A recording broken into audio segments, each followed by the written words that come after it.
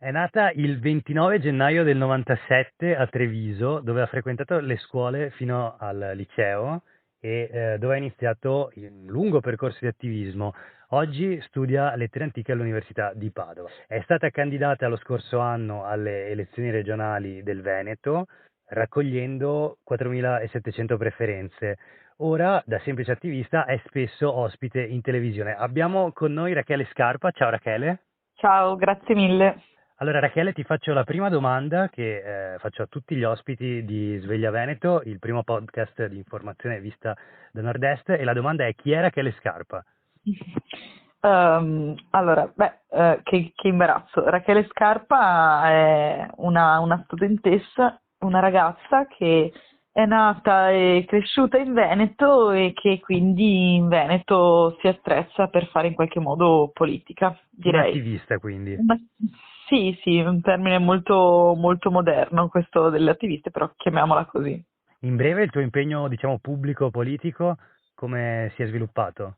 Io sono stata, dalla prima superiore attiva all'interno della rete degli studenti medi di Treviso, che è un sindacato studentesco, e anche all'università ho proseguito, diciamo, questo percorso avvicinandomi all'associazione gemella della rete, che è l'Unione degli Universitari a Padova, e ricoprendo poi in realtà tutti gli incarichi del cursus honorum dell'associazione rete degli studenti medi, nel senso che ho fatto la coordinatrice regionale, sono stata un anno in esecutiva nazionale, facevo la comunicazione, poi per problemi di salute si è un po' interrotto tutto bruscamente e nel 2020 alla fine mi sono trovata però insieme a tutte le persone con cui avevo fatto questo percorso a decidere che forse valeva la pena candidarsi alle elezioni regionali, al Consiglio regionale, e quindi mi sono candidata nella lista del Partito Democratico a Treviso Hai ed è ottenuto tra andata. l'altro un bellissimo risultato, giusto? 4.700 preferenze,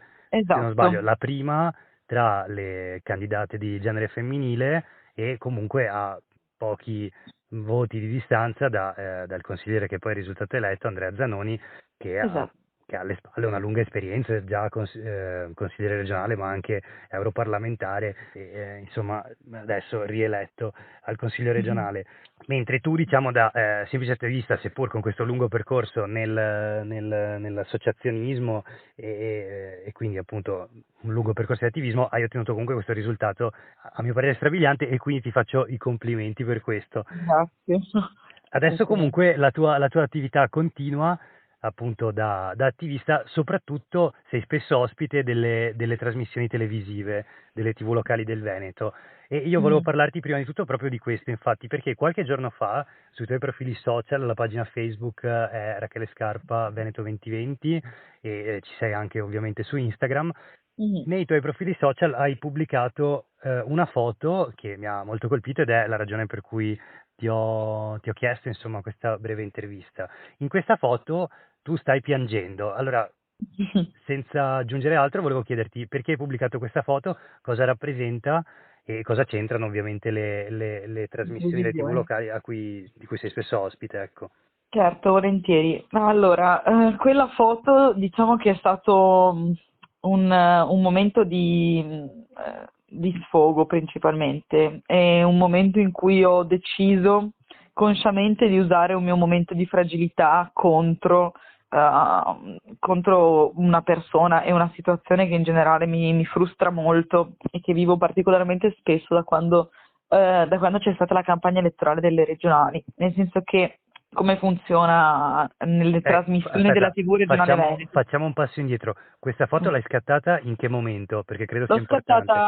L'ho scattata all'uscita della puntata di Rosso e Nero, che è una trasmissione che danno su Telenuovo, che va in onda in diretta a ora di pranzo. Io ero ospite insieme a un altro signore che si chiama Bruno Cesaro, è l'esponente principale di Progetto Nazionale, che è un qualcosa della galassia della destra piuttosto estrema, che durante tutta la trasmissione, lui è molto noto già per il fatto di essere piuttosto veemente e aggressivo, e durante tutta la trasmissione mi ha zittita in modi molto fastidiosi, urlandomi addosso di stare zitta, che gli facevo venire l'orticaria, che era una professorina, tutta una serie di cose con toni molto soverchianti che vabbè, sul momento della puntata non sono stati, cioè si è fatta la puntata e si è andata avanti, ma quando sono Anche uscita... perché purtroppo questo tipo di dinamica è, non dico tipica, ma insomma non è inusuale in questo genere di trasmissioni, parlo dei talk show in No, generale. no, anzi la cosa che sottolineavo nel post è che normalmente insomma non è la prima volta che qualcuno mi urla in faccia, quindi non è mio piangere per un'aggressione, una microaggressione del genere, le ragazze le subiscono quotidianamente, direi. Solo che in quella dimensione lì è molto faticoso perché ti senti molto accerchiata, tu sei l'unica ragazza in tutto lo studio, verosimilmente, la maggior parte delle volte, sei l'unica persona giovane, l'unica persona di sinistra in trasmissioni che spesso sono costruite appositamente per non servirti degli assist per dire delle cose di sinistra, ma anzi ti tocchi sempre a rispondere a schemi, a modi di raccontare le cose che guardano da tutt'altra parte, e quindi in questa situazione qui trovarsi anche con uno che ti urla che sei una professorina e che devi stare zitta perché hai rotto i maroni, letteralmente urlandomi in faccia, mi ha innervosita al punto che a fine trasmissione, quando sono uscita, mi sono fatta un piantino. Però ho detto anche, ma sai che c'è, mi faccio una foto e adesso lo dico a tutti. Lo rendo pubblico. Esatto, esatto. Così, e in realtà dalla solidarietà che mi è arrivata sui post, evidentemente... Pensi di aver fatto bene? Sì, ci stava, se non altro mi ha fatto sentire un po' meno sola, perché in quei momenti lì veramente ti senti molto circondata e se non tieni dritto in mente che ci sono anche delle persone che la pensano come te, pensi, oddio, sono sola in questa landa desolata, governata da persone che non la penseranno mai come me, da Da, sempre per sempre.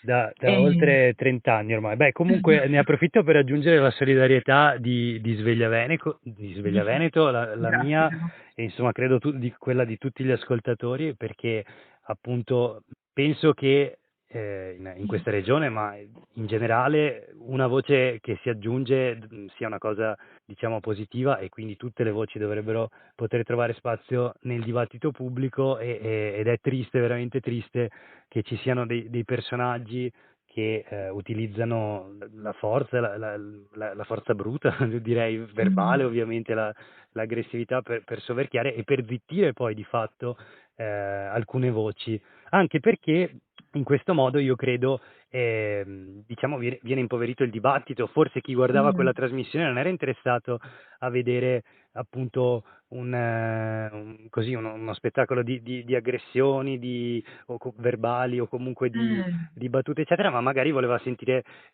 parlare di cose concrete, sapere quali erano le idee delle persone in questa trasmissione, sentire magari delle proposte, visto che comunque si parla di trasmissioni politiche. E infatti io da questo punto di vista volevo chiederti, intanto se ogni tanto ti capita di riuscire a parlare di contenuti, di proposte in queste trasmissioni locali comunque, o comunque nelle trasmissioni televisive dove sei ospite.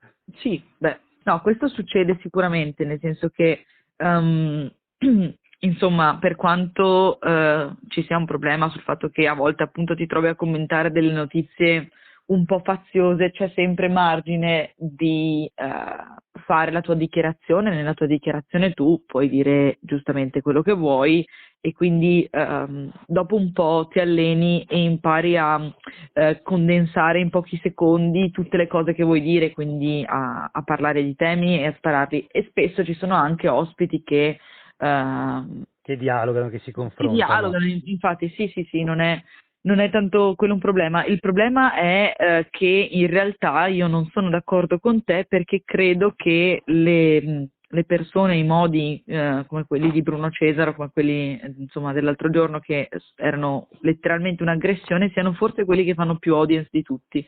Io non sono così sicura che il pubblico non voglia vedere queste scene qui, e, e questa è anche parte del problema, nel senso che evidentemente se continuano a chiamare una serie di persone che sono lì non perché rappresentano qualcuno o qualcosa, ma perché sono brave ad alzare la voce, a fare scene in TV, è evidentemente una cosa che paga anche in termini di ascolti, quindi penso che in parte il format si plasmi anche su questo, insomma, non sempre sulla correttezza dei contenuti, perché altrimenti non sarebbero andate in TV alcune persone che mi è capitato di incrociare, che di fatti non parlavano sicuramente, anzi. Certo.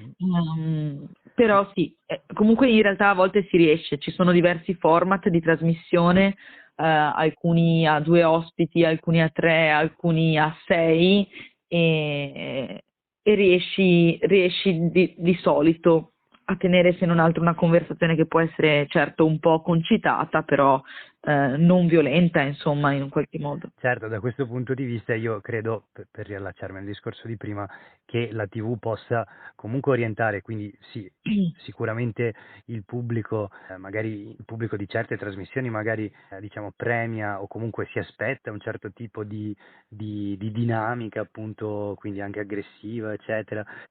Però la televisione, chi fa televisione, chi fa informazione può appunto orientare il pubblico e creare, diciamo, aspettative diverse, quindi ecco, insomma, la speranza è che i programmi, diciamo che, o comunque le trasmissioni che si sviluppano appunto attorno a un confronto e un dibattito sano siano sempre in maggior numero.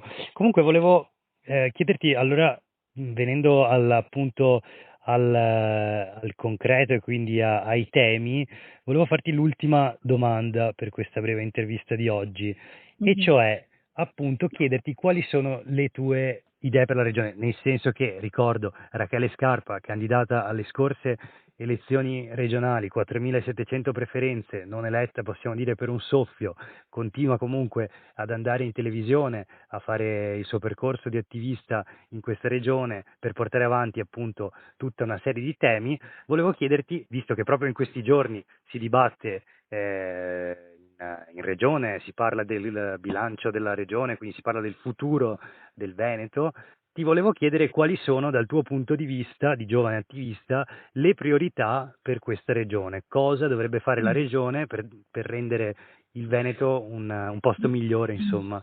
Certo. Allora, vabbè, le cose sono ovviamente potenzialmente 100.000. Le prime che ti vengono in mente. Le prime che mi vengono e le in più mente, importanti. il mio passato da attivista nel mondo delle associazioni studentesche mi porta a dire che la primissima cosa che farei, se avessi anche solo un briciolo di voce effettiva in quegli spazi, sarebbe chiedere una legge regionale per il diritto allo studio. Non so se ne hai già parlato con altri ospiti, probabilmente sì, ma il Veneto praticamente non ha una legge regionale sul diritto allo studio, non ha un foglio con 4 facciate che accenna a dei buoni scuola, ma in realtà l'istruzione in Veneto costa tanto, non è veramente accessibile, spesso non raggiunge, anzi lascia andare tanti ragazzi e ragazze, quindi sicuramente una legge regionale per il diritto allo studio che metta dei fondi in istruzione e in università, che risolva la questione degli idonei non beneficiari, delle borse di studio e che vada ad affrontare anche a livello proprio materiale il problema dell'accesso al diritto allo studio. E legato a questo anche io proporrei studierei dei moduli, qualcosa per proporre una vera educazione sessuale all'affettività come materia curricolare nelle scuole, nel senso che siamo in grado di pensare di insegnare il dialetto veneto ai ragazzi, ma non riusciamo a costruire una proposta che gli insegni anche a parlare, ad amare, a rispettare e ad accettare se stessi in tutte le diversità potenzialmente che hanno, quindi sicuramente questo lo farei. E siamo a 2. Poi siamo a 2. Altri 2 o 3 punti sono sicuramente la sanità pubblica e accessibile e finanziata e che ritorni sul territorio, perché insomma tutta la grande condensazione della sanità territoriale che è stata fatta da Zaia non ha giovato a nessuno, né ai medici né ai pazienti, e sta veramente distanziando le cure dalle persone che ne hanno bisogno. e Certo, e di quindi questo però, su questo però ti fermo perché la sanità è sappiamo, il 90% del bilancio regionale, insomma il core business di quello che fanno le regioni, perciò potremo parlarne per, per per ore, ore sì, e per infatti. un'altra puntata. Comunque Sì, diciamo che il il tema è tema è come la chiaro concepisci, ed è il tema delle privatizzazioni che negli ultimi decenni, no, dicevi, sono state un po' la linea seguita dalla Regione Veneto in sanità. esatto. Il tema è se la concepisci come una cosa che può funzionare come un'azienda o come una cosa che deve funzionare a partire dalla vicinanza alle persone. Però per esempio nel corso di questa pandemia, diciamo, è stata come dire, un'opinione diffusa e in generale il Veneto è stato presentato come una delle regioni, se non la L'efficienza. regione più efficiente dal punto di vista, si parla sempre delle eccellenze in materia di sanità del Veneto che sicuramente ci sono, penso ad alcuni centri di eccellenza come non so, ad esempio. Le professionalità che ci sono mediche in Veneto sono straordinarie, per fortuna che ce le abbiamo, non sono debitamente valorizzate per quanto mi riguarda, insomma, anzi spesso sono portate a mettersi in privato perché stare nel pubblico è devastante per loro a livelli di tempi, di scarsa, inesistente gratificazione del lavoro che fanno e quindi cominciano a fare visite private e una persona poi deve pagare 200 euro per ottenere lo stesso servizio a cui aveva diritto nel pubblico. E questo Quindi purtroppo penso che lo proviamo tutti, almeno una volta ci è capitato di sì, fare esattamente questa cosa qua, rivolgersi al privato perché nel pubblico le liste d'attesa sono infinite, perché noi eccetera. possiamo permettercelo, Certo, chi può purtroppo permettercelo? non possono tutti. Da questo punto Ul- di vista, scusami, poi ti lascio la parola, Figurati. 700.000 veneti, così diamo un dato, nel 2015 mi pare sia l'ultima cifra, diciamo, aggiornata, 700.000 veneti hanno rinunciato a curarsi, insomma, o proprio per diciamo mancanza cioè, perché non avevano la possibilità da un punto di vista economico, oppure anche perché da un punto di vista organizzativo non riuscivano a superare appunto il blocco delle liste d'attesa, eccetera. Quindi 700.000 veneti in un anno rinunciano a curarsi, è una cifra, dal mio punto di vista, Sono tanti. importante, non so cosa ne Poi, pensi tu. poi passami questi dati che mi interessano. Va bene. E, no, poi volevo aggiungerti altre due robe molto veloci, che almeno nelle elezioni regionali nella mia provincia erano due temi molto molto sentiti, che sono il tema dei trasporti e del consumo di suolo in generale dell'ambiente. Nel senso che il Veneto, anche lì, probabilmente in confronto ad altre regioni non sfigura a livello di trasporto locale, ma la verità è che non è così ben collegato. Il Veneto è una regione che potresti percorrere tutta in poche ore e che in realtà non riesci a percorrere tutta in poche ore, soprattutto per chi abita in provincia, questa cosa comincia a diventare veramente, veramente proibitiva perché cominciano proprio a mancare i servizi, a mancare le corse, a non esserci treni e che quando ci sono pochi e malconci e o sempre pieni. È chiaro che manca un investimento nella mobilità sia su ferrovia che insomma sul trasporto interno alle città. Parli di trasporto Eh, pubblico ovviamente in sì, questo sì, parlo di caso. trasporto pubblico ovviamente. E questa cosa manca tanto e anche arriva a costare tantissimo alle persone. Ci sono, se non sbaglio, 42 aziende di trasporti in Veneto ed è impossibile al momento per la regione, pare, metterle tutte d'accordo e decidersi a fare ad esempio un biglietto unico che consenta con solo quel biglietto di spostarsi in tutta la regione. Al Certo. momento se una persona è di Venezia e deve andare a studiare ad Agraria, ad Agripolis, che è a Legnaro, vicino a Padova, deve farsi l'abbonamento di 4 cose diverse, spendendo una quantità di soldi indecente, perché magari deve fare il vaporetto e il treno e l'autobus per arrivare fino ad Agripolis, quindi è veramente alla fine dei conti un ostacolo nella vita delle persone che potrebbe essere risolto con una regione che si decidesse finalmente a intervenire Certo, e e a che non semplificare si anche. nascondesse dietro il dito del non riusciamo a mettere d'accordo le aziende e usasse il potere che ha, visto che potenzialmente è sua competenza. Certo, si tratta alla fine di semplificare la vita alle persone, a chi lavora e chi Esatto. studia in questa E, regione. e invece al momento la cosa che si fa è piuttosto costruire nuove strade pensando che decongestioneranno la mobilità, quando in realtà fanno esattamente l'opposto, perché più strade vuol dire sempre più traffico e quindi si passa poi al tema del consumo di suolo, che è un'altra cosa su cui io non sarò mai d'accordo su come la Regione Veneto e l'attuale amministrazione stanno gestendo le cose, perché semplicemente colare cemento ovunque ce n'è l'occasione, senza curarsi di riqualificare gli spazi, senza curarsi del fatto che spesso lo fanno sulla campagna vergine, senza curarsi della qualità di vita della gente che poi deve respirare aria peggiore, vivere con meno verde e veramente vedere il territorio in cui vive che cambia costantemente, ma non in meglio, solo più grigio, come se non lo fossimo già abbastanza, insomma. Quindi sicuramente questo.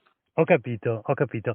Ti ringrazio Rachele e allora prima di Grazie a salutarti te. però ti chiedo se hai un messaggio per gli ascoltatori di Sveglia Veneto, mentre ci pensi, io ricordo a chi ci sta ascoltando che Sveglia Veneto è il primo podcast dedicato all'informazione vista da Nord-Est, dal lunedì al venerdì tutte le mattine la rassegna della stampa. C'è anche un canale Telegram, basta cercarlo su appunto l'app di messaggistica Telegram cercando Sveglia Veneto. Rachele Scarpa, nata a Treviso nel gennaio del 97, attivista già candidata alle elezioni regionali per il Partito Democratico nella provincia di Treviso lo scorso anno, 4.700 preferenze. Il tuo messaggio per gli ascoltatori di Sveglia Veneto? Guarda, ci sto pensando, ma in realtà non mi viene in mente nulla di troppo intelligente. Sicuramente a chi ci ascolta, se non lo fa già, invito a impegnarsi nella vita, a fare politica, e a tutti gli altri che non hanno voglia di farlo, invito a bere molta acqua perché fa molto bene, evidentemente.